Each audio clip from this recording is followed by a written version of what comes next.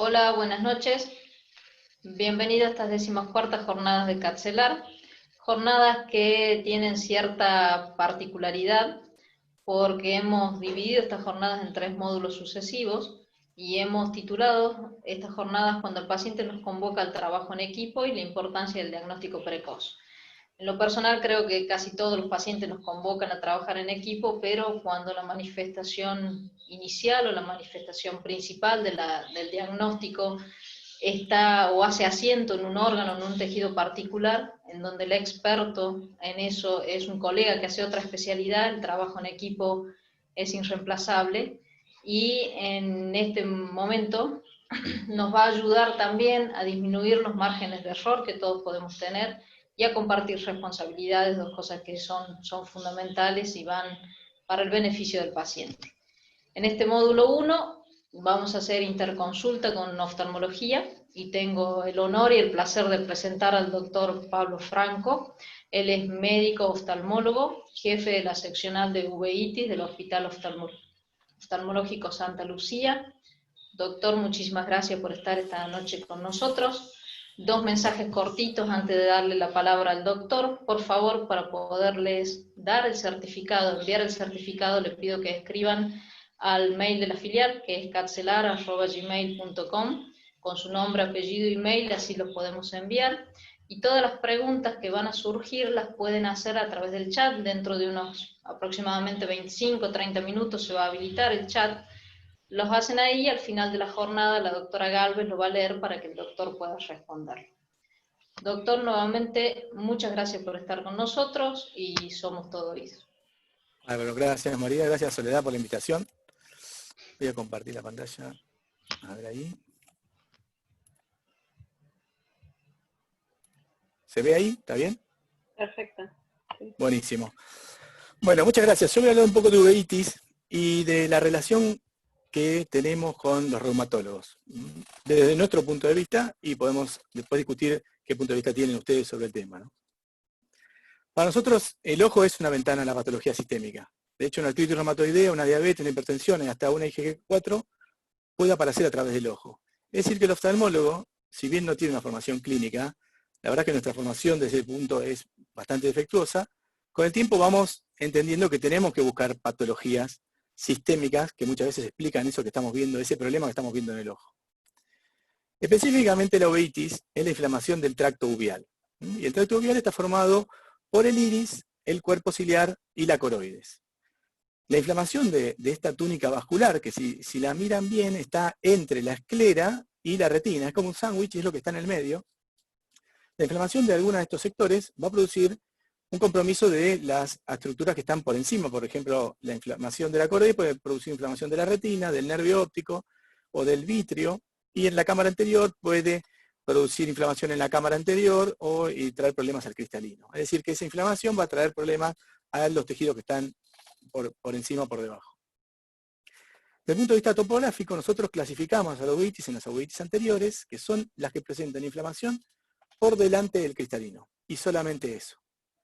A las intermedias, la parte que está inflamada es lo que se llama pars plana, es un sector del ojo que está entre la retina y el cuerpo ciliar. Este sector se inflama, y cuando se inflama esto, se inflama el vitrio, y se producen opacidades en el vitrio. Estos pacientes suelen ver moscas y cosas así porque esto se opacifica. La uveitis posterior es la que compromete la parte posterior, la coroides, el nervio óptico, los vasos de la retina, las vasculitis. Y la panuveitis es cuando está todo inflamado el ojo y no podemos precisar dónde puede haber empezado. Son las más complicadas muchas veces de diagnosticar. El tema este de dividirlas en sectores es muy útil para ir pensando en la etiología. Las espondiloartropatías suelen dar uveitis anteriores. Las enfermedades inflamatorias intestinales también, la artritis idiopática juvenil también, el Boko, Yanagi y Arada es una panuveitis. La enfermedad de Behçet puede dar distintas cosas, pero lo más común es una panuveitis recurrente. La sarcoidosis puede dar una uveitis anterior, pero también una panuveitis. La esclerosis múltiple, una intermedia. Y la artritis psoriásica anterior. Es decir que a ustedes lo que más les va a interesar es que esas uveitis anteriores es lo que más frecuente van a ver en sus pacientes, que tengan uveitis anteriores. El término uveitis en realidad engloba un montón de enfermedades. Bueno, nosotros cuando decimos uveitis no estamos precisando bien, estamos diciendo está inflamado el tracto uveal. Esto puede ser de causa infecciosa, relacionada a una enfermedad sistémica o no relacionada a una enfermedad sistémica, es decir, puede ser por una sífilis o puede ser una toxoplasmosis, que básicamente tiene su foco en la coroides y en la retina del paciente, o un herpes virus que está haciendo una retinitis por herpes. O no infecciosa, y acá pasa lo mismo, puede estar relacionada a una enfermedad sistémica, como una espondilotropatía, o no, puede ser solamente una enfermedad autoinmune del ojo, como la coroidiopatía de Behçet, o la coroiditis multifocal con panoveitis, que son entidades que la inflamación se localiza en el ojo y nada más, no tiene una enfermedad sistémica. Y hay un porcentaje muy chico de lo que nos derivan a los servicios de uveitis, que en realidad no son uveitis, que son síndromes de lo que llamamos síndrome de enmascaramiento, que está dado por linfomas o leucemia. Entonces se ve, parece un ojo inflamado, pero en realidad lo que estamos viendo son realmente las metástasis de estas patologías. Son en general muy baja la probabilidad de ver estos pacientes, es el 1% de lo que normalmente vemos. Desde el punto de vista de la prevalencia, digamos, todo un estudio hecho en Estados Unidos, que tiene muchos sesgos porque nosotros tenemos una población muy diferente, pero sirve en algunos sentidos. Fíjense, la prevalencia sería 133 cada 100.000, no es algo muy prevalente la uveitis. De estos, 121 eran no infecciosos, es decir, prácticamente para ellos el 90% de los pacientes son no infecciosas. Acá en Argentina eso no es así. Acá tenemos toxoplasmosis, que es la uveitis posterior más frecuente. Entonces, nosotros tenemos casi mitad y mitad, entre infecciosas y no infecciosas. Pero sí lo que se mantiene en nuestra población es la relación dentro de las no infecciosas. Las anteriores se llevan el 80% de las uveitis que vemos, y las no anteriores, no infecciosas, que son las intermedias, las posteriores o la panoveitis, son el 20% aproximadamente. Dentro de las uveitis anteriores, la mayor parte van a ser idiopáticas. Esto es un tema discutido. Muchas veces no sabemos si realmente son idiopáticas o está mal buscada la enfermedad sistémica. Y de hecho acá hacen la salvedad que dentro de estas hay un 10% de una enfermedad anterior, una uveitis anterior, muy severa. Y eso habría que seguir investigando a ver si no realmente no pertenece a una enfermedad sistémica. Y un 11% de enfermedad sistémica realmente encontrada. Esto es dudoso y las series son muy diferentes. Hay gente que habla de un 70% de las uveitis anteriores pertenecen, están originadas en una enfermedad sistémica y otros que hablan de un 20, un 25. Dentro de las uveitis estas no anteriores, no infecciosas, las intermedias son las más raras, vemos muy pocas. Las posteriores y las panoveitis son las que más vemos. Unas palabras sobre la uveitis infecciosa. El diagnóstico no siempre es muy fácil. Esto es una toxoplasmosis. Acá tenemos un foco blanco de corioretinitis, un foco más activo. Este es un foco antiguo, esto es una cicatriz prácticamente y tiene negro acá. Otro foco de corioretinitis bien blanco y acá esto más oscuro es el foco anterior. Normalmente se reactiva un foco que ya tenían. En estos casos no es tan difícil hacer el diagnóstico. El tratamiento suele ser, bueno, si es una retinitis, aciclovir, por herpes es aciclovir. Si es una toxoplasmosis, hacemos pirimetamina, citromicina. Bueno, depende del paciente, vamos a elegir otros antibióticos, pero a lo que voy es que va a empezar y va a terminar esta enfermedad. Bien o mal, pero va a empezar y va a terminar. Distinto de la uveitis infecciosa, que son enfermedades autoinmunes, como ustedes están acostumbrados a tratar, de manera crónica. Para mostrarles nada más, un clásico infección por citomegalovirus en un paciente HIV. Dice que es distinto, acá hay una reacción del huésped que enturbia el ojo porque se llena de glóbulos blancos, el vitrio. Acá no pasa nada, bien transparente, se puede ver muy bien. Este paciente tiene menos de 50 CD4 y el citomegalovirus hace estrago en esta retina. Otra imagen de una toxoplasmosis. Un segundo para mostrarles esta imagen que ven acá o acá. Esta es una OCT, es la tomografía de retina. Hoy en día la usamos para todo. Todo enfermedad retinal hacemos un OCT que nos da una información impresionante. Fíjense esto que se ve medio negro acá es líquido, está desprendida la retina acá. Esto es líquido que viene del foco. Y la vamos siguiendo con esto. Vamos viendo cómo se va planchando con el tratamiento. Si miran detenidamente hay puntitos acá. Estos son los linfocitos que están alrededor de la retina, flotando en el vitrio.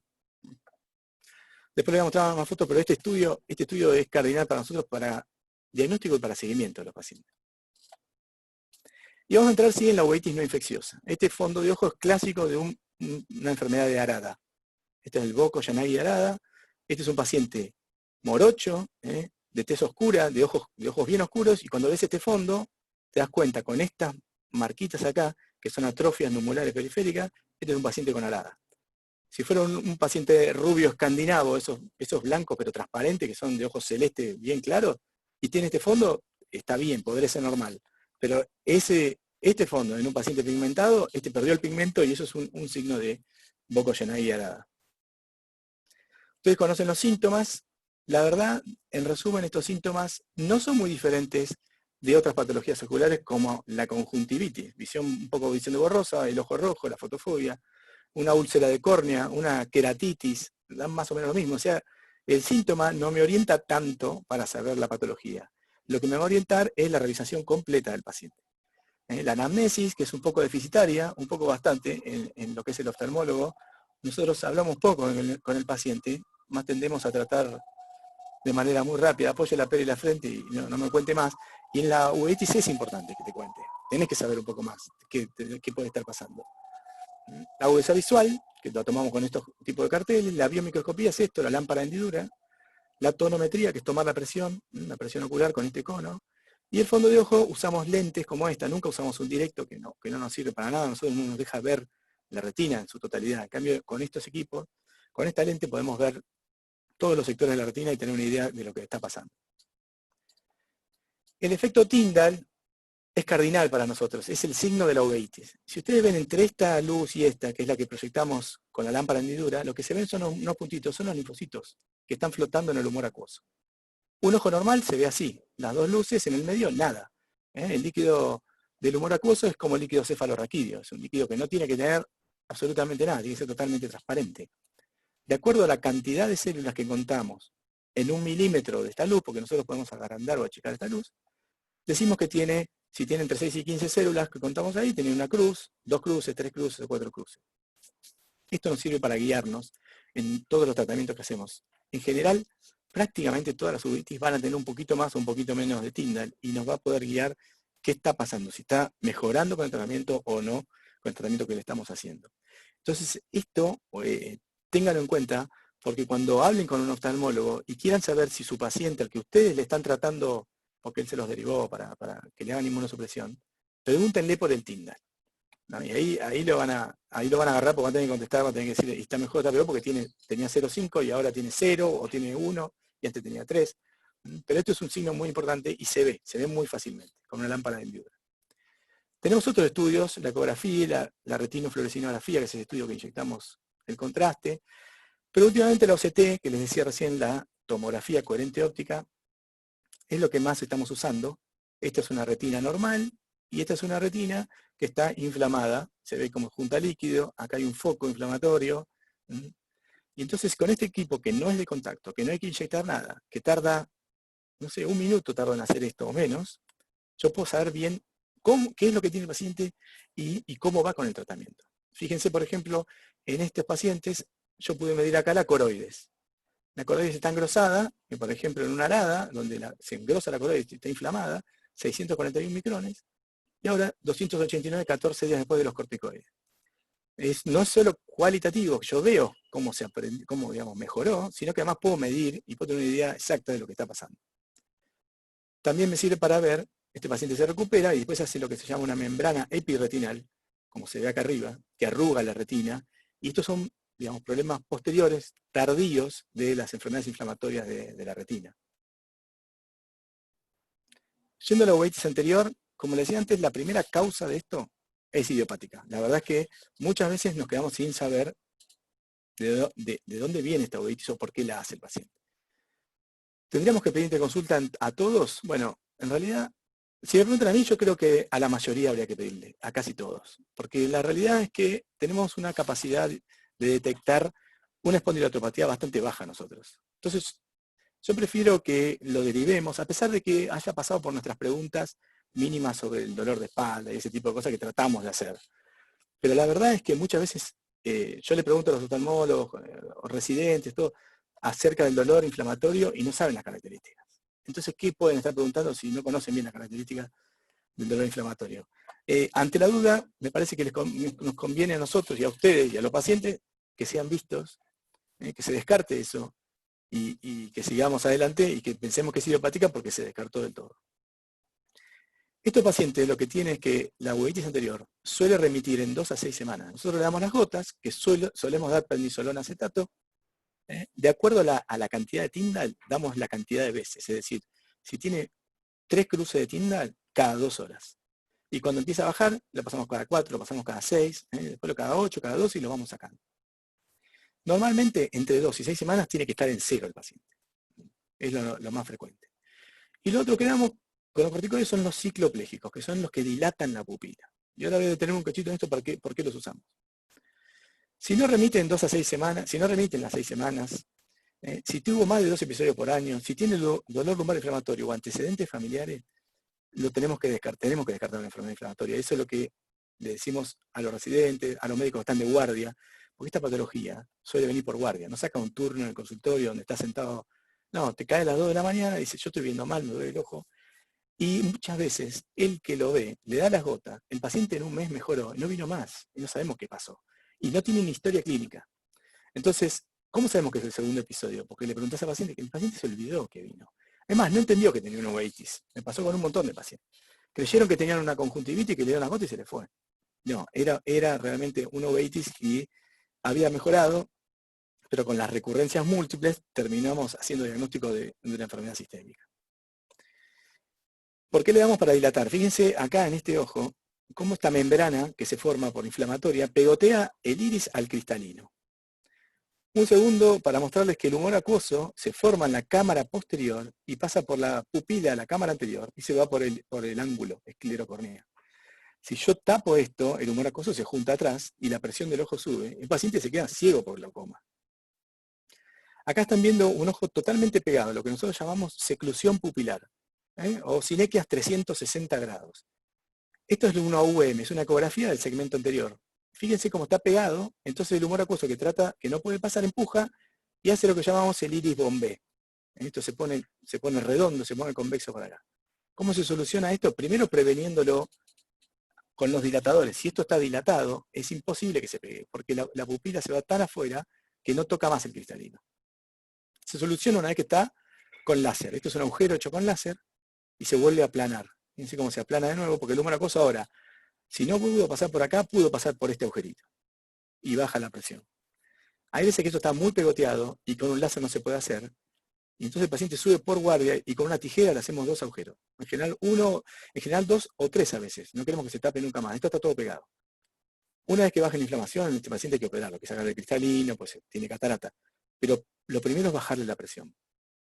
Y los pacientes que tienen el agujerito hecho, lo que hacemos es mirar que siga el agujerito. Fíjense, esto es una retroiluminación. La luz va hasta la retina y vuelve y pasa por el agujero que no, como el iris deja pasar la luz acá, sabemos que este está andando. Esa es la causa por la cual usamos los cicloplégicos. Volviendo a la uveitis anterior, la prevalencia de la uveitis anterior depende un poco de qué espondilopatía tenga el paciente. Fíjense, la espondilitis anquilosante es la que más frecuente se relaciona a uveitis anterior. La psoriática, la artritis psoriática menos, y las otras más o menos también un 30%. Su paciente que no tiene, ustedes saben que tiene una espondilitis, pero que no tiene uveitis, que no lo tenga ahora, no quiere decir que no lo desarrolle con el tiempo. Este estudio vio que al principio tenían una prevalencia de un 13-14% y a los 20 años ya tenían un 25%. Es decir, no estaba presente al momento del diagnóstico, sin embargo con el tiempo fue apareciendo y fue aumentando la prevalencia de uveitis en estos pacientes. Entonces, es importante el control de estos pacientes, a pesar de que no hagan uveitis, es importante que el oftalmólogo los controle. La uveitis anterior es un signo de que algo está pasando. Y eso tendría que fluir del oftalmólogo al reumatólogo de una manera, digamos, más rápida. Fíjense que está descrito que el promedio de diagnóstico se tarda entre 6 y 8 años en hacer diagnóstico de espondilitis. Y sabemos que la uveitis anterior podría ser uno de los red flags, de la bandera que avisa que acá está pasando algo.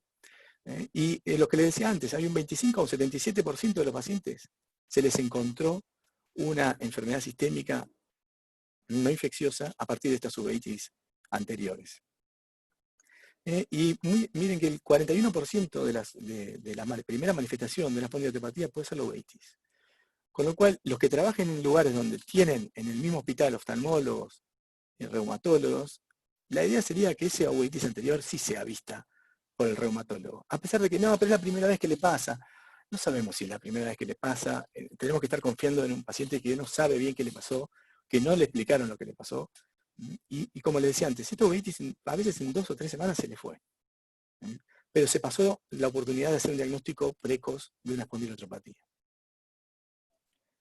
La uveitis intermedia, como les decía antes, es de las más raras que vemos, y tiene esto que se ve acá blanco, se pone así, se llena de linfocitos y de glóbulos blancos el humor acuoso, forma lo que se llaman los snowbanking, esto de acá parece un banco de niebla, y las snowball, que se llaman estas bolitas, y el paciente te dice, yo veo moscas negras. Más del 50% son idiopáticas, no encontramos la causa. Alrededor de un 8 o un 10% suelen ser esclerosis múltiple y sarcoidosis es la otra causa que puede dar este tipo de uveitis.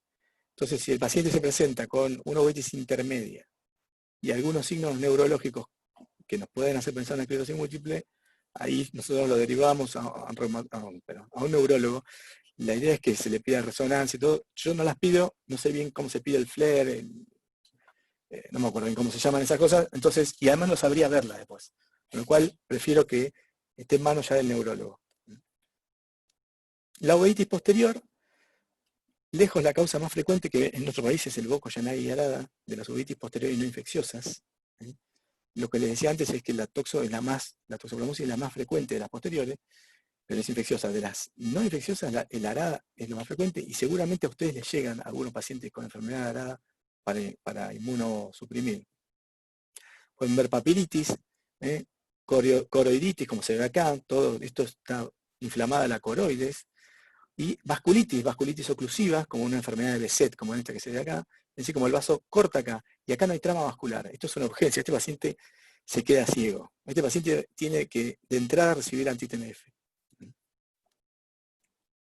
Le voy a poner unos casos clínicos recortitos. Fíjense, esta mujer de 36 años, va a la guardia de un hospital general, tiene visión borrosa en ambos ojos, cefalea intensa de comienzo súbito, hace 12 horas que está con un dolor de cabeza tremendo y ve mal, y tiene signos meningios, tiene rigidez de nuca, tiene cefalea importante y no ve.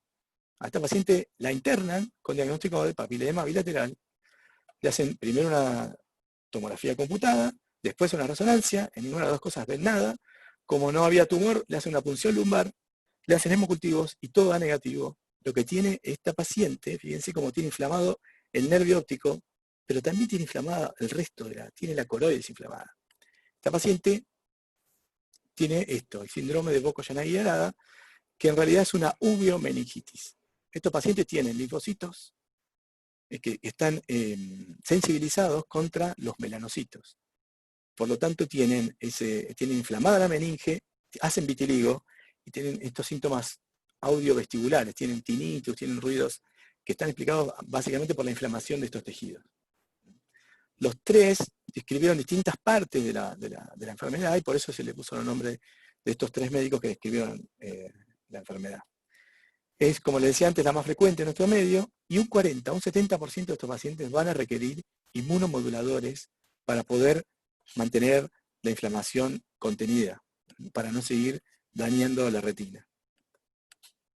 Les muestro brevemente los criterios. Fíjense, tenemos criterios, no tenemos un test de Arada. Lo único que tenemos es los criterios para hacer diagnóstico.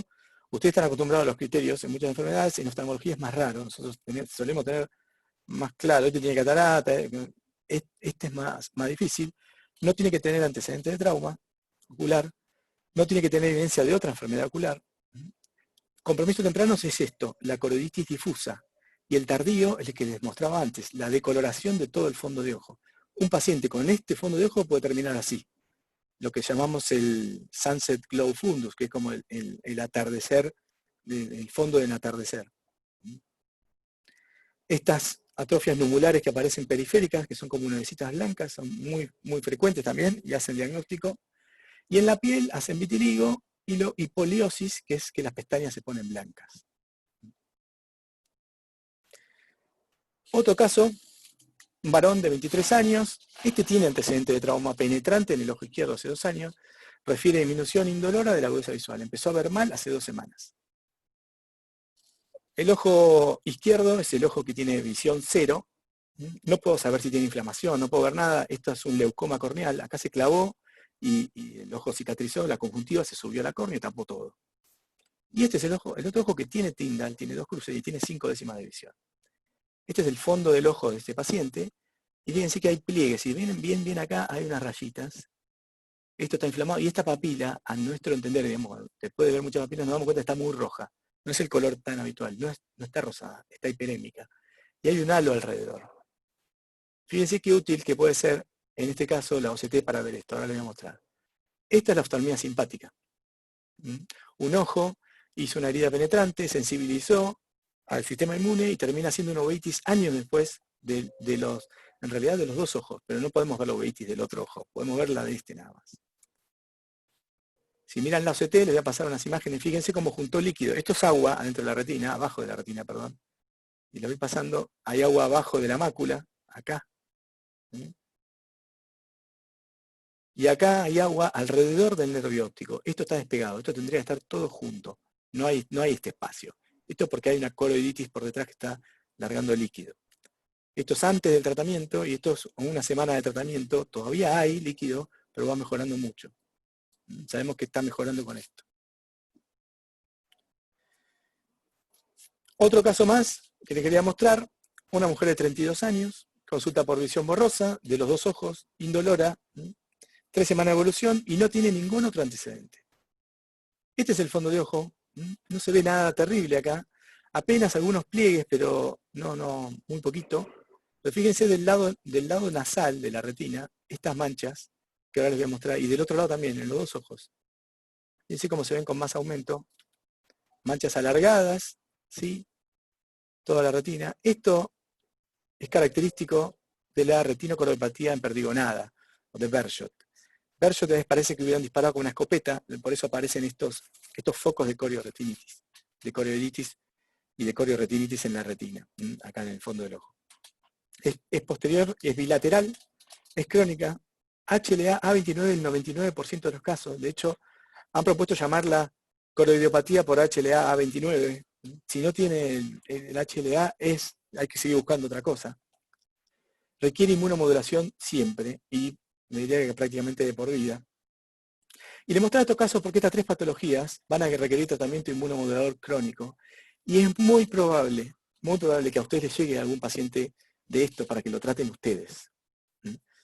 Entonces, está bueno entender un poco la enfermedad, está bueno entender qué es lo que está viendo el oftalmólogo y qué es lo que está tratando de prevenir. ¿Qué usamos para el tratamiento de las uveitis no infecciosas? Bueno, la prednisona es la base del tratamiento. Todos los pacientes le arrancamos con prednisona, pero sabemos que un 50 a un 70% de las uveitis van a requerir algo más. Cuando saquemos esa prednisona, el paciente va a volver con todos los síntomas, casi con seguridad. Y acá le dice, no, es un lío esta diapositiva, pero le voy a mostrar las cosas con las que nos manejamos los oftalmólogos, o pretendemos manejarnos. Tenemos local o sistémico, nosotros local usamos mucho, así como ustedes inyectan triamcinolona en una articulación, nosotros también inyectamos la misma triamcinolona de 40 miligramos dentro del ojo o paraocular, es decir, dentro de la conjuntiva, o adentro directamente del ojo. Dexametasona es más raro que lo usemos porque tiene una vida media muy corta, entonces no nos llega a servir del todo. Y lo que más usamos son los implantes, como el Osurdex. El Iluvien y el Reticera en Argentina todavía no están aprobados, pero el Osurdex sí, es un implante que larga dexametasona durante 3 o 4 meses. Entonces a veces lo inyectamos en el vitrio, queda flotando ahí, largando la dexametasona y controla bastante bien las inflamaciones. Muchas veces el tratamiento local lo usamos como coadyuvante del tratamiento sistémico que está haciendo. Un paciente está andando bastante bien de un ojo y mal del otro, por ahí a ese ojo que anda mal, a ese le inyectamos un corticoide más y no le modificamos todo el tratamiento sistémico. Otra cosa que podemos inyectar es el metotrexate, se usa poco pero se puede usar, y el sirolimus está en fase 3, están probando a ver si sirve. Hay un sirolimus que viene para inyectar intraocular, no estamos haciendo el protocolo, está ongoing en este momento, así que no le puedo decir si sirve o no. También tiene la idea de ser un coadyuvante de los tratamientos sistémicos. Desde el punto de vista sistémico, la prednisona, y a la prednisona el primer escalón es el metotrexate, el micofenolato, la cetoprina. Supongo que ustedes se manejan muy parecidos, hacen eso. En realidad, nosotros copiamos lo que hacían ustedes para tratar las uveitis. Y veníamos usando como digamos, segundo, tercer escalón, perdón, clorambucil o ciclofosfamida, hasta que aparecieron los biológicos, que tienen un perfil de seguridad un poco mejor que el clorambucilo, por ejemplo. La ciclofosfamida nos queda seguro para las vasculitis, pero el resto, el arada, por ejemplo, no pasamos a biológicos si esto falla. Y muchas veces lo adicionamos, y vamos a hablar un poco de eso ahora, de qué biológicos tenemos disponibles en uveitis. Le quiero decir una cosita sobre los corticoides. Fíjense, nuestras guías dicen 60 a 80 miligramos de prednisona al día, pero van a encontrar oftalmólogos, estoy seguro, que le dieron 100, 120. Nosotros usamos corticoides como si fueran alfajores, como que no pasa nada, pero le decís 10 miligramos de metrotexate y salís todo corriendo. El corticoide, más de 60 miligramos no deberíamos usar. Yo lo sé, porque ya me volvieron locos ustedes diciéndome que no hace falta. La guía dice hasta 80, pero no dice hasta 100, hasta 120. Entonces, yo creo que tendríamos que charlarlo eso, tratar de educarnos entre todos, de usar cada vez menos cantidad de prednisona, y más, 60 sigue siendo un montón, pero bueno, si miran los protocolos en los que se hacen sobre uveitis, la mayoría nos dejan usar hasta 60 miligramos de prednisona, y los pacientes se controlan. En estos protocolos, tanto en este como en los pacientes si entraban activos, te dejaban poner prednisona durante 2 o 3 semanas, y si no se inactivaba, salían los pacientes. Pero si se inactivaba, le permitían permanecer en el protocolo. La mayoría no, el 99,9% se inactivó con 60. Es decir, que es una dosis que sirve. Y mirando, por ejemplo, yo miré este protocolo porque participé de las mujeres pesaban entre promedio 72 y 82 kilos, los hombres. O sea que ninguno estaba tomando 1 miligramo kilo. En promedio no estaban tomando eso. Sin embargo, funcionó. Yo no lo quiero convencer a ustedes, les quiero dar herramientas para que le hablen al oftalmólogo y les digan, estos estudios que ustedes hicieron, dice que 60 miligramos es suficiente. Y de hablar un poquito de los biológicos en uveitis. Todos estos, el TNF-alfa, la interleuquina 2, la 6, la 1, el anti-CD20, son todos posibles targets y se fueron probando en distintos protocolos.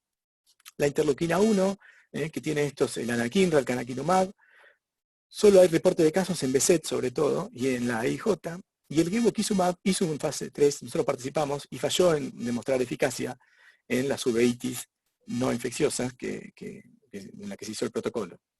Entonces no lo estamos usando, ni está aprobado para eso.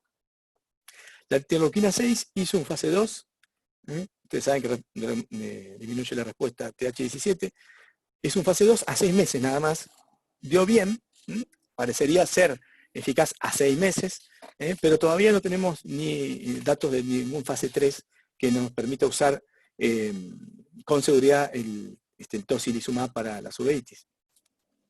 El daclizumab solo hay reportes en Bershot, un estudio con 20 pacientes con Bershot, que dio bien, pero es un reporte de casos, y en AIJ también, en chicos que no mejoraban del todo con el tratamiento, lo cambiaron y se vio que la uveitis había mejorado, pero son solamente reportes.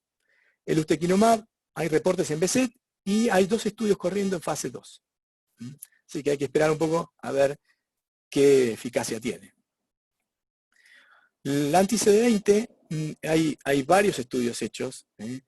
La verdad es que son todos en uveitis recalcitrantes, es decir, los que no anduviesen con nada. Yo creo que un poco ese es el lugar que tiene el rituximab hoy en día en uveitis autoinmune. Es el último manotazo de ahogado, lo probamos y podés tener éxito, pero digamos no hay tampoco una aprobación para esto. El Abatacept, se están realizando estudios ahora en este momento fase 1 y fase 2 en uveitis, y se hizo un estudio en Sjögren, que parece que falló en endpoint primario y en algunos endpoint primarios secundarios también, para controlar sobre todo el ojo seco por Sjögren. Pero no tenemos, en uveitis concretamente todavía no tenemos nada para usarlo. De los anti-TNF-alfa, el infliximab tiene muchos reportes hechos, tiene estudios hasta prospectivos en AIJ y en BSET. No tiene aprobación, pero sí tiene bastantes estudios y bastante bibliografía que soporta el uso. Y en otras uveitis, que no sean BSET o AIJ, hay reportes de casos que son muy útiles. El golimumab solamente serie de casos y muy pocos en AIJ y en HLA. Es decir, en uveitis producidas por el AIJ y relacionadas con el HLA, que no andaban con otro biológico. En esos pacientes son chicas las series, son de 7, 8 pacientes. El certolizumab tiene una serie de casos que muestran que puede ser útil y alguna serie de casos que muestran que no sería tan útil. Es decir, todavía no estamos tan seguros de la utilidad de este, que es un fragmento, ¿no?, de un anticuerpo. De lo que sí estamos seguros es que el etanercept no sirve para la uveitis. Es decir, el paciente con espondilopatía aumenta el riesgo de tener uveitis comparado con infliximab o adalimumab. Aparentemente no es que provoque uveitis, pero no previene lo mismo que los otros dos biológicos. Es decir, si el paciente tiene uveitis realmente y está relacionado con espondilopatía, lo que estaría indicado es usar otro anti-TNF que no sea el etanercept. Y yendo a la adalimumab, es el más estudiado, es el que ha hecho todas las fases. Nosotros participamos de la fase 3, que fueron 2 estudios, el Visual 1, el Visual 2, y después un estudio de vida real, es decir, una extensión a etiqueta abierta, que fue el Visual 3. Ustedes saben que el Visual 1 y 2 es un estudio de fase 3, controlado contra placebo, doble enmascarado, multicéntrico internacional. Siempre les digo, pero por las dudas lo repito, doble enmascarado en oftalmología, no se usa doble ciego. Da mucho miedo a los pacientes que llegan a leer el consentimiento y dice doble ciego. El paciente ciego y el médico ciego, no. Entonces es enmascarado. Siempre vamos a decir eso porque nunca vamos a hablar de doble ciego porque queda horrible. En este estudio, entonces, ¿por qué se hicieron 2 estudios? Porque en el 1, la panuveitis o la uveitis intermedia o posterior estaba activa a pesar de los corticoides, como dice acá, a pesar de estar con 10, 20, 30 miligramos de corticoides. Y en el 2 eran uveitis que estaban inactivas, pero con dosis inaceptables de corticoides, estaban entre 10 y 35, es decir, que había que hacer algo más. Podían estar recibiendo un inmunosupresor, es decir, podían estar recibiendo metotrexato, ¿no?, miclofenato. Lo que no se podía era cambiar la dosis durante el tratamiento, durante el protocolo. En los 2 estudios demostró ser eficaz contra placebo en reducir el flare, es decir, en reducir las reactivaciones. Los pacientes casi en un 50%. ¿Qué pasaba cuando los pacientes fallaban? Los pacientes que iban saliendo de los estudios 1 y 2 porque se iban activando, entraban al estudio de fase 3, que era un estudio abierto donde sí o sí recibían adalimumab, es decir, el paciente sabía y nosotros sabíamos, y sí nos permitían modificar las dosis de los inmunosupresores o la dosis de corticoides que estaban recibiendo los pacientes. Y muy, muy cortito, los pacientes que entraban con la uveitis activa, entraban acá en la semana 0, lo negro es pacientes controlados sin corticoides. Fíjense que a la semana 0 eran muy poquitos, eran menos del 10%, y acá a la semana 78 ya eran más del 55% los que estaban con 0 de corticoides. Estos grises que están acá estaban con menos de 7,5, es decir, que podríamos decir que el 75% había controlado la enfermedad con dosis aceptable de corticoides usando adalimumab. Y por otro lado, los que habían entrado inactivos se mantuvieron inactivos durante 78 semanas más. Es decir, que con el adalimumab lograron controlar la inflamación intraocular durante todo el Visual 3. Además de estos estudios, hay estudios hechos acá en Argentina, y me gusta mostrarlos porque a veces cuando tenemos data local publicada en revistas internacionales, para nosotros está bueno. Y este es un trabajo hecho especialmente por Cristóbal Couto y Ariel Schlein y sus colaboradores del Hospital de Clínicas, en los que un reporte de 14 pacientes con Bocco, Yanay y Arada, que recibieron adalimumab y que vieron que a los 12 meses, uno solo requería de corticoides y 4 o 5 estaban recibiendo algún inmunomodulador. Es decir, que la mayoría había logrado controlar la enfermedad con el tratamiento solo con adalimumab. Para terminar, y quería hablar de la relación que tenemos que tener o que podríamos tener o cómo podemos mejorar esa relación entre oftalmólogo y reumatólogo. Básicamente, ¿en qué colabora el oftalmólogo? Él hace una evaluación de rutina de una enfermedad inmunomediada. Ustedes le mandan el paciente que tiene espondilopatía, le dicen, fíjate cómo anda, tiene AIJ, decime que este chico no está haciendo un uveitis, y esa sería nuestra tarea, comunicarnos con ustedes y decirle está muy bien o está muy mal. Y lo otro que hacemos muchas veces es ver el riesgo de toxicidad ocular de pacientes que ustedes están tratando, por ejemplo, con hidroxicloroquina, o con corticoides, que pueden hacer catarata o pueden hacer elevaciones de la presión ocular. El reumatólogo nos va a ayudar a nosotros, los oftalmólogos, a hacer el screening de la enfermedad inmunomediada, siempre y cuando le mandemos el paciente, si no va a ser imposible. Pero la idea es que le mandemos el paciente para que ustedes hagan ese screening y el tratamiento inmunomodulador de las enfermedades como les mostraba antes. Muchos oftalmólogos hacen diagnóstico de ARADA, usan 80, 100 miligramos de prednisona y hasta ahí llegan. Quieren que ustedes le den el metotrexate, que ustedes digan hay que escalar de metotrexate a adalimumab, eso se lo van a dejar a ustedes, pero la relación con ese oftalmólogo tiene que ser fluida, porque ustedes van a estar a cargo de esa medicación y de los efectos adversos de esas medicaciones. Y si no saben, muchas veces pasa que los reumatólogos me dicen, pero el paciente me pregunta a mí cómo ando del ojo, ¿y el oftalmólogo qué está haciendo? Eso hay que arreglarlo, eso tenemos que mejorarlo. Yo les juro, trato de que hablemos más y que nuestras derivaciones sean lo más completas. Yo veo cuando me deriva un paciente a un reumatólogo, me cuenta hasta de si está vacunado o no. Yo no lo puedo creer. Yo digo, mirá lo que es esto. Ustedes no esperen eso, ustedes esperan eso de nuestro lado. De nuestro lado llega, por favor, inmunosuprimir, gracias. A veces gracias no está, inmunosuprimir. Y no saben por qué, es que es un pemfigoide, que es una arada, ¿no? Entonces, tenemos que tratar de comunicarnos un poco más. Una cosa que yo les puedo tirar, que por ahí puede servir, si ustedes se comunican con un oftalmólogo vía carta, porque no pueden verlo, porque no está en el mismo edificio, porque no está en el mismo lugar, bueno, póngale esto, póngale, estimado, quisiera saber agudeza visual con corrección. La agudeza visual, lo importante es cuánto ve con los anteojos, cuánto es lo mejor que ve. No me importa si no ve nada sin anteojos. Por ahí tiene miopía, y con miopía se arregla con un -4. Entonces, ¿cuánto ve? Corregido. Que se tome el trabajo, hay que corregirlo para saber cuánto ve un paciente. Tyndall, ¿cómo está el Tyndall? ¿Cómo está la presión ocular? ¿Y qué ve en el fondo de ojo? Si le ponen esto, se infarta, porque va a tener que contestar esto, va a tener que llenarlo. Va a tener que, no puede decir, todo ok no. Te pregunté Tyndall, Pío. Con estas 4 cosas va a tener que escribir algo. Vamos a tener que escribir algo. Entonces, como resumen, el oftalmólogo puede hacer diagnóstico de alguna patología que fuera provocada, por ejemplo, por la hidroxicloroquina, puede evaluar la respuesta al tratamiento. Ustedes le indicaron un anti-TNF, quieren saber qué pasa, lo mandan al oftalmólogo, el oftalmólogo dice se acabó, tiene 0 Tyndall, está muy bien, o no, sigue con Tyndall, hay que escalar algo más. Tienen el manejo de las complicaciones. Está haciendo un glaucoma, hay que tratar de glaucoma, hay que dar gotas para el glaucoma, hay que hacer láser o hay que hacer una cirugía para el glaucoma.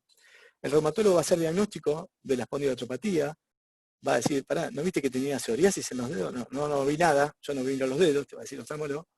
La experiencia en el manejo de la inmunosupresión que no tenemos, la va a dar el reumatólogo. El manejo de las complicaciones sistémicas, si suben las enzimas hepáticas o si bajan los linfocitos en sangre, nosotros no participamos mucho de eso, esperemos que eso lo manejen ustedes. Muchas veces lo van a hacer interconsulta a hemato y eso, pero saben, se manejan más clínicamente. Y yo creo que esto va a ayudar al paciente que tiene una enfermedad sistémica, que tiene siempre, o puede tener un compromiso ocular, y estas uveitis que son crónicas, lo ideal es que se vean con el mismo oftalmólogo y con el mismo reumatólogo durante todo el curso de la enfermedad, para que tengan la mejor compliance, la mejor adherencia y el mejor resultado final posible. Bueno, muchas gracias. Bueno, muchas gracias, Pablo. Excelente la presentación. Excelente como siempre. Gracias a todos por la participación. Y la verdad es que te quería comentar, digamos, que hay muchos dermatólogos y gastros que están conectados, porque justamente la idea era crear ese equipo multidisciplinario. Sí. Trabajamos mucho en conjunto con Dermat, con Gastro, justamente por las espóndilos, por la psoriasis, etc. Bueno, la primera pregunta, como dirijo ahora, me voy a tomar el atrevimiento y hacerte la primera pregunta. Sí. Tenemos una paciente en común, justamente derivada por oftalmología, por el doctor Segura, que me deriva con una paciente por uveitis anterior.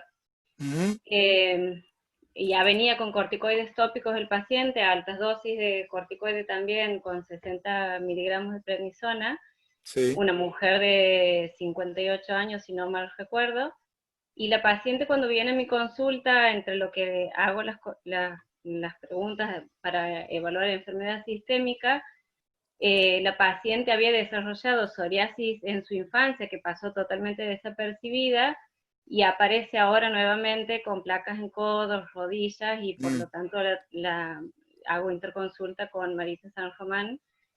Y entonces mi consulta es porque en este 41% de los pacientes que se manifiestan con uveitis anterior, antes que otros síntomas, sabemos que el corticoide también es un desencadenante, digamos, de la manifestación en piel. Tal vez vos no seas el indicado para responder esto y sean los dermatos, pero por ahí, si usamos el corticoide, que sabemos que lo usamos de manera tópica, pero sabemos que tiene también compromiso sistémico, si no será un desencadenante, digamos, para después que presente la manifestación en piel.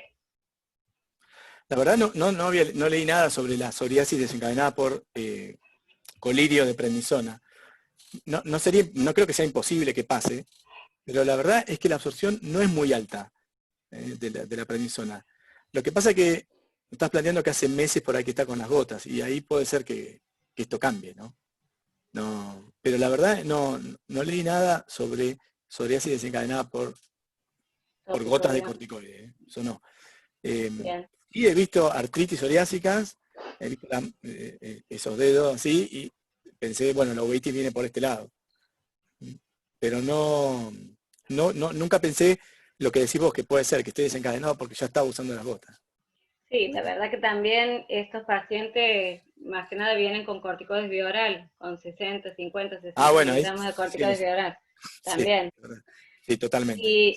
Y bueno, con respecto a este paciente, le hemos iniciado, por supuesto, el anti-TNF, adalimumab, y después desarrolla una queratitis como ojo seco. No sé si tienes experiencia, es una artritis psoriásica, porque tiene compromiso axial también. Después ya bien estudiado, digamos, pero bueno, eso, si tiene... Sí, es muy frecuente, tienen esa comorbilidad. La verdad que el ojo seco, si no es muy severo, no requiere un gran tratamiento. Le damos lágrimas artificiales, quizás habría que darle un poco más de bola realmente a los pacientes con ojo seco, pero yo te soy sincero, cuando veo que está controlada la uveitis y el ojo seco es lo que sigue molestando, le agrego lágrimas, pero si necesita algo más, hay gente que hace ojo seco y le mando al paciente. Hay varias cosas, por ejemplo, tapar los puntos lagrimales o ciclosporina en gotas. Hay algunas cosas que... Sí, ciclosporina en gotas. Es importante que la ciclosporina, una cosita sola, tarda 2 o 3 meses en hacer efecto. Muchas veces los pacientes empiezan con ciclosporina y vienen al mes y dicen no me hizo nada. Hay que esperar 2 o 3 meses y tiene que ser constante. No es tan fácil de usarla, pero tiene buenos resultados, está indicada para este ojo seco así. Sí. Bien, sí, de hecho esta paciente está con ciclosporina en gota y está mucho mejor. Sí, es bueno. Bueno, ahora sí empiezo con las de la audiencia. Sí, sí. Bueno, por supuesto que tienes un montón de aplausos, excelente presentación, muy práctica, así que muy agradecidos todos, además de nosotros. Bueno, la primera pregunta es, en un paciente con 2 episodios de uveitis en un lapso de 3 a 5 años de diferencia, sin enfermedad sistémica evidente en ambas valoraciones, y con evidencia de daño crónico, ¿cuál sería tu opinión al respecto y qué tratamiento sistémico utilizarías en una uveitis anterior? Es decir, tuvo dos episodios y sigue teniendo uveitis. O sea, porque no tiene seguro una enfermedad sistémica. O sea, yo lo vuelvo a mandar. Porque a mí me pasa que si yo te mando un paciente y vos me decís que no tiene nada, y a los 3 años sigue teniendo uveitis, te lo vuelvo a mandar. Porque muchas veces aparecen después cosas que no tenían la evaluación previa. Me ha pasado que no tenía ni dolor lumbar y cuando vuelve 4 o 5 años después sí tiene dolor lumbar. Ahora, la uveitis, si sigue la uveitis y tiene, por ejemplo, glaucoma, y se complica mucho el tratamiento. A veces los tenemos que tener con corticoides igual y usar un hipotensor para que no suba tanto. Y si no, vamos a tener que usar metrotexate o algún antimetabolito y después pasamos a un biológico. En general tratamos de seguir igual el mismo escalonado. No le voy a pasar un biológico de entrada. Eso lo discuto mucho con los reumatólogos, porque muchos me dicen que para las espondiloartropatías no sirve para nada un antimetabolito, ¿no? Sobre todo para las axiales. Entiendo que no sirven. Pero le damos, no, está bien, pero le damos, yo lo que le digo es de darle una oportunidad para la uveitis, que quizás sí le sirva, como si fuera algo periférico y no axial, y algunos acceden y otros no. Otros me dicen, no, esto va para biológico. Oh, está bien. Nada. Sí. Te cortamos ahí de Sí, bajo nomás. sí, sí. Bueno, después otra pregunta es si existe diferencia en cuanto al pronóstico y duración del tratamiento y recaídas en uveitis anterior idiopática y la posterior. Sí, las posteriores son las que más pacientes dejan con visiones bajas. Es decir, la uveitis anterior suele ser bastante benigna si no hace glaucoma y si no hace alguna complicación, que yo no la mostré, pero algunas uveitis anteriores pueden dar edema macular, es decir, pueden dar edema en la retina.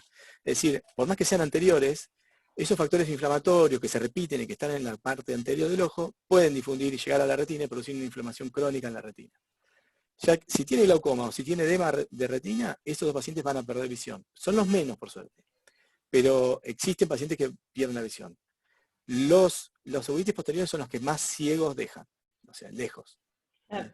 La anterior no tanto, pero la anterior descuidada y si no le tomas la presión, no sabes lo que está pasando, puede terminar también ciego por glaucoma o por esto de la retina. Pero son los menos. Sí. Bien. Después la otra pregunta es uveitis intermedia idiopática, si la comienza a tratar el oftalmólogo. Sí, la uveitis hacemos una cosa que con las intermedias, normalmente con las gotas solas no va a andar el paciente, normalmente. Algunos sí, que tienen una intermedia muy poco importante, sí. Pero después pasamos a inyecciones de triamcinolona, que son bastante efectivas. Y el paciente anda bien con eso, siempre y cuando no haga glaucoma, que es un paciente que hay que estar controlándolo, ¿no? Normalmente hacemos 2 o 3 inyecciones en un año. Más de eso no. Si tenés que seguir inyectándolo, ahí pasamos a un tratamiento sistémico. Y también está propuesto una vitrectomía, que es una cirugía en la cual se saca el vítreo, que aparentemente los antígenos podrían estar ahí. Entonces acá los oftalmólogos están divididos. Hay algunos que dicen que hay que operar a los pacientes después de 2 o 3 inyecciones, hacer una vitrectomía, y otros dicen que no, que hay que pasar a un tratamiento sistémico. Nosotros hacemos, dependiendo mucho de cómo está el ojo, si es terrible la vitreitis, es decir, no se ve nada al fondo, la cirugía me parece que es la opción que va a curar, va a sacar eso y además después podemos seguir tratando al paciente. Si no es tan terrible la vitreitis, no lo operamos. Y vamos con tratamiento sistémico, corticoides, inmunosupresores y biológicos si sigue. Sí. Lo mismo que con las posteriores. Bien. Pero lo que quería decirte es que las inyecciones son muy buenas, ¿sí? Muchas veces lo controlamos con inyecciones. Yo tengo pacientes con intermedias que se hacen una inyección por año. Y bueno, eso le hago eso. Mientras no haga catarata y no haga glaucoma. Bien. Bueno, otra es si el adalimumab no tiene aprobación para uveitis anterior, si para media, posterior y panuveitis, ¿por qué mejoraría la anterior asociada a SPA? Lo que pasa es que si tiene una SPA ya tiene indicación.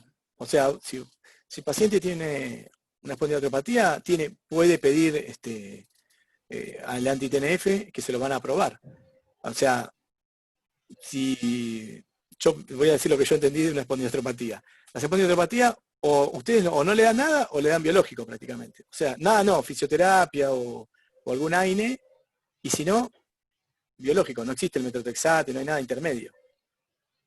Lo que digo es sí, o sea, si usamos, aquí en Argentina sí o sí tienes que usar el metotrexate por lo menos de primera línea para que después te puedan aprobar, pero sí o sí tenemos que iniciarlo con el metotrexate. Yo pensé que... Pero va a fallar seguro, o sea, si es una... Y sí, porque sabemos que no está tal cual, no sabemos que no hace nada a nivel axial, pero lo mismo lo iniciamos con el antiinflamatorio hasta que se pueda, digamos, y bueno, sí, termina en biológico.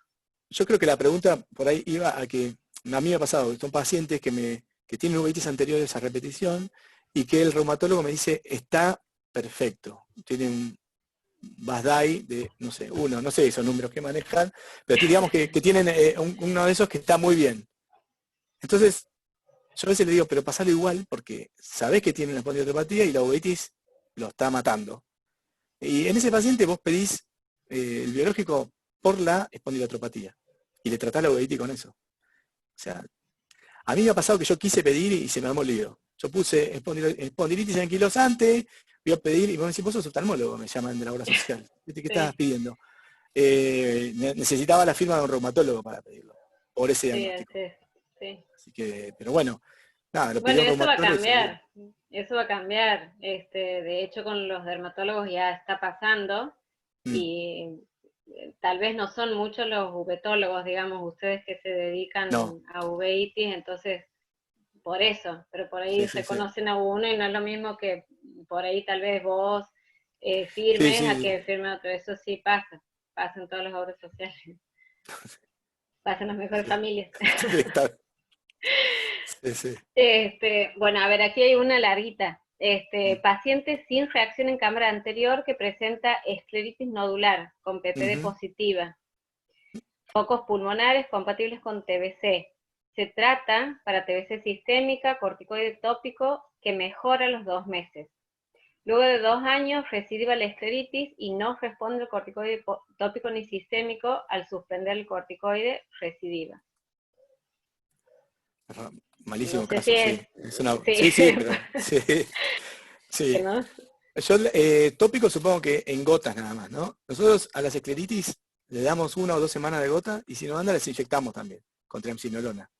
Está descrito que tiene muy buena respuesta a la triamcinolona subtenoniana, es decir, por debajo de la conjuntiva. No intraocular, ¿no? Subconjuntival. Yo le haría eso, o sea, siempre y cuando sepamos que, bueno, que está controlada la tuberculosis, ¿no?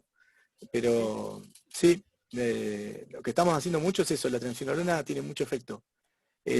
Vos pensás que la gota te la ponés y tiene un efecto y se pierde, tiene un efecto y se pierde. En cambio la triamcinolona ahí todo el tiempo controla mejor las escleritis. Las escleritis son rarísimas, la verdad que es muy poco las que vemos. O sea, creo que de nuestra consulta es el 5%, no llega al 10%. Por suerte, porque son... Sí. Difíciles de tratar. Y ahí sí que más de la mitad son relacionadas a alguna enfermedad autoinmune, ¿eh? Es decir, o es una vasculitis, o es una artritis reumatoide, o es un Wegener, sí, o granulomatosis, no me acuerdo cómo se llama, ¿no? No se dice más Wegener, no se dice más, sí, ya sé. Sí. Eso es como la arada, ¿No? yo lo resumo en arada. Arada, está bien, sí. Tanta cosa, arada. Sí. Después una paciente con artritis reumatoidea y uveitis anterior que no responde a la adalimumab ni a Inflixis. ¿Qué otro tratamiento podrías dar? Y ya, digamos, entra en un terreno de prueba, ¿no? De decir, bueno, voy a probar algo off-label. Y normalmente lo que están haciendo es pasar a tocilizumab, si no funciona. Es decir, buscar otra interleuquina, porque si, bueno, si TNF no, o interleuquina 6, que tiene por lo menos un fase 2, que tiene algún asidero para hacerlo. Sí. Bien. Y bueno, si no, bueno, vas pasando por todas. O sea, por algo hay reporte de casos de casi todos los biológicos. Y van probando. Sí, y van probando, sí. Y se publica el que anduvo, por eso vos decís, bueno. Sí. Después, si tienes experiencia en BSET oftálmico, sin manifestaciones extraoculares, y si es suficientemente característica la manifestación ocular para el diagnóstico. Es bastante característica, no te digo que 100%, pero en general hacen una vasculitis oclusiva, como les mostraba en esa foto que se tapa la arteria, y eso es bastante característico del BSET. Nosotros si vemos una vasculitis bilateral, con una uveitis, lo que llamamos fría, ellos tienen mucho tindal, pero el ojo no está rojo, no está dolorido, nada, y tienen la vasculitis, eso es un BSET para nosotros. Después si no tiene llave, no importa, pero es un BSET casi seguro, y de hecho van a ver que los oftalmólogos se los manda diciendo esto es un BSET. Y probablemente eso le peguemos bastante. Después si hay que pedir un HLA y algunas cosas más para ver los criterios, puede ser. Pero vasculitis bilateral con el hipopion, digamos, con el tindal tan importante, para nosotros es BSET. Sí. Bien. si tienes alguna experiencia con anti-interleuquina 17 en pacientes con contraindicaciones relativas para uso de anti-TNF. No, la verdad, nunca vi. Vi pacientes tratados y que me decían a ver si tienen uveitis, estaban bien, no tenían uveitis, pero no, yo no le di a los pacientes ni le dieron especialmente por eso, no. Bien. Sí. Bueno, y después, nada, si se puede iniciar con corticoides hasta que haga efecto la ciclosporina. Sí, totalmente. Sí, nosotros eso vas a ver que te lo van a dar, el paciente, el oftalmólogo te lo va a dar iniciado con prednisona. No le tenemos miedo a la prednisona, le tenemos que tener más miedo, pero no tenemos.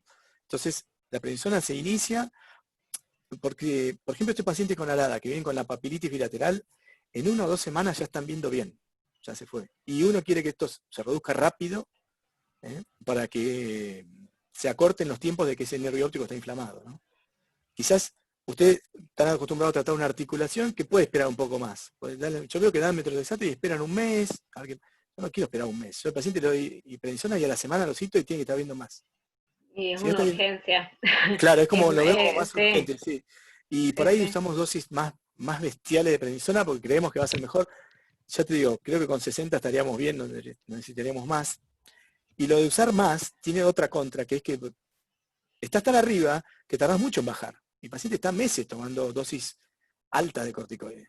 Mucho más meses que si arrancara de 60, si arrancás de 80 a 100, y lo tenés que ir bajando de a poco o tardás más. Entonces estamos tratando de usar menos prednisona, Sí. que también es efectiva. Y lo otro es, si realmente me ha pasado que pacientes mejoran mucho, pero no de un ojo, a ese ojo le inyecto localmente una dosis de triamcinolona o dexametasona intraocular, esto de depósito, para que ayude a la resorción de ese líquido que tiene. Está bien. Sí. Bueno, creo que ya estamos pasados las 9, te estamos quitando tiempo. No pasa nada. Sí. Bueno, primero recordarles a todos, a los que se han conectado más tarde, que los certificados que quieran pedir, que lo manden a capcelar@gmail.com, que ahí he puesto de vuelta el mail, así podamos enviarles los certificados. Agradecerte, Pablo, excelente Muchas la gracias. presentación, es un gusto escucharte siempre. Gracias. Bueno, A gracias. todos por su presencia, sabemos que es tarde, pero bueno, la verdad es que vale la pena, porque estos trabajos en equipo uno puede hacer revisiones de cosas que no tenemos tiempo en la consulta. Y bueno, invitarte a vos también, Pablo, que quedan 2 módulos más. El próximo lo va a dar Vicky Martiré, que es reumatóloga, y vamos a estar, los principales invitados son los gastroenterólogos, pero la idea es que participen los oftalmólogos y los dermatos también. Bien. Y la última va a ser por dermato y reumato, un trabajo en conjunto. Así que bueno, la idea es que participemos todos, así nos vamos alineando, cada uno en sus provincias, poder armar duplas, tripletes y lo que sea que se necesite para hacer un trabajo multidisciplinario. Así que, bueno, muchísimas gracias a Avi por la colaboración con estos 3 módulos, que la verdad que para nosotros es genial. La verdad que esta pandemia a nosotros nos ha venido bárbaro a Capcelar porque nos ha hecho sí o sí juntarnos, y así que bueno, muchísimas gracias a todos, y bueno, si quieres nos vemos el lunes que viene y el resto nos vemos. Hasta luego. Bueno, Buenas muchísimas noches. gracias.